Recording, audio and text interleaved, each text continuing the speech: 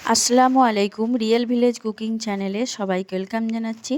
আজকে আমি আপনাদিকে ফুলকো ফুলকো তেলের পিঠা বানিয়ে দেখাবো, যেটা বানানো খুব সহজ এবং সিম্পলভাবে কিভাবে ফুলকো ফুলকো তেলের পিঠা বানাবেন সেটাই আমি আপনাদের সঙ্গে শেয়ার করব।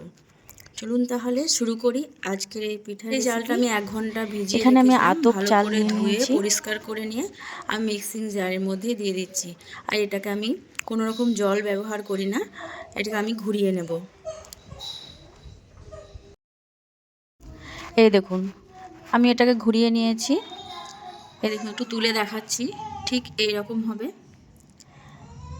এই দেখুন, এবার এটাকে আমি একটা পাত্রের মধ্যে নিয়ে নেব। একটা পাত্রের মধ্যে নিয়ে নিয়েছি। এক সাইডে রেখে আমি প্রথমে গুড়ের পিঠা বানাবো, সেই জন্য গুড় নিয়ে নিলাম।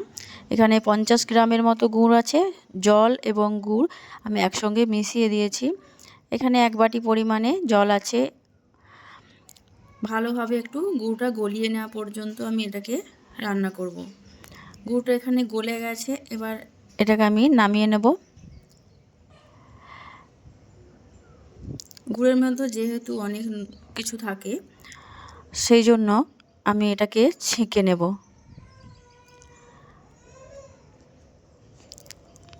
আমি একটু পাত্র নিয়েছি, এর মধ্যে আমি কিছুটা গুড় আমি ছেঁকে নিচ্ছি। এবার আমি যেটা পেস্ট বানিয়ে রেখেছিলাম চালটা, সে পেস্টটা আমি এর মধ্যে দিয়ে দিচ্ছি। পুরোটাই দিয়ে দেবো। পুরোটাই গুড়ের মধ্যে আমি ঢেলে দিচ্ছি। দিয়ে ভালোভাবে আমি এটাকে মিশিয়ে নেব। আর দিয়ে দিচ্ছি সামান্য লবণ দিয়ে আমি ভালোভাবে মিশিয়ে নিচ্ছি। এবার এর মধ্যে আমি অ্যাড করে দেব ময়দা। আমি 1 বাটি পরিমাণে চাল নিয়েছি, আর এখানে নিয়ে নিয়েছি ময়দা, ওই একই বাটি মাপ করে। ময়দা এবং চালের আটার সঙ্গে ভালোভাবে মিশিয়ে নিচ্ছি। খুব ভালোভাবে ফেটিয়ে নিতে হবে। যত ভালোভাবে ফেটাবেন এবং মিশে যাবে ভালো করে, তত পিঠেগুলো ফুলবে। খুব ভালোভাবে ফেটিয়ে নিতে হবে এইভাবে করে। আর ঠিক এরকম হবে থিকনেসটা, দেখুন ভালো করে আমি এইভাবে দেখিয়ে দিচ্ছি। এই দেখুন, আমি একটা বাটি নিয়ে নেব, আর বাটির সাহায্যে এইভাবে করে একটু ফেটিয়ে দেখুন। এবার পিছনের দিকে এইভাবে করে দেখবেন একটু আঙুল দিয়ে। এই দেখুন সহজে মিলিয়ে যাচ্ছে না, এটা পারফেক্টলি হয়েছে। এবার আমি এখানে নিয়ে নেব ভেজিটেবল অয়েল। অয়েলটা যখন ভালোভাবে গরম হয়ে যাবে, তখন আমি কি সামান্য একবার চেক করে নিতে হবে অয়েলটা ভালোভাবে গরম হয়েছে কি না। এখানে অয়েলটা ভালোভাবে গরম হয়ে গেছে। গ্যাসের ফ্লেমটা মিডিয়ামে রেখে আমি একে একে করে তেলের পিঠেগুলোকে ভেজে নেব। দেওয়ার সঙ্গে সঙ্গে দেখবেন ফুলে উঠবে। প্রতিটা পিঠা ফুলকো ফুলকো হবে আর খুবই টেস্টি হয়। এই দেখুন এভাবে একটু নাড়া দিয়ে দিচ্ছি, কত সুন্দর ফুলে উঠবে দেখবেন। প্রতিটা পিঠাই ফুলকো ফুলকো হবে।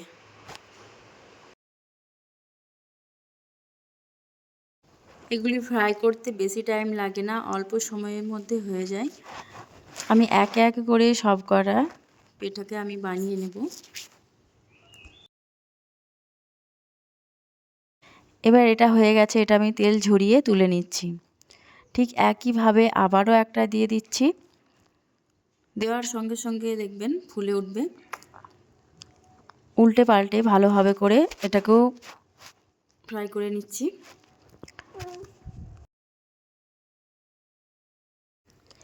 এইভাবে করে আমি আবারও ফ্রাই করে নিচ্ছি।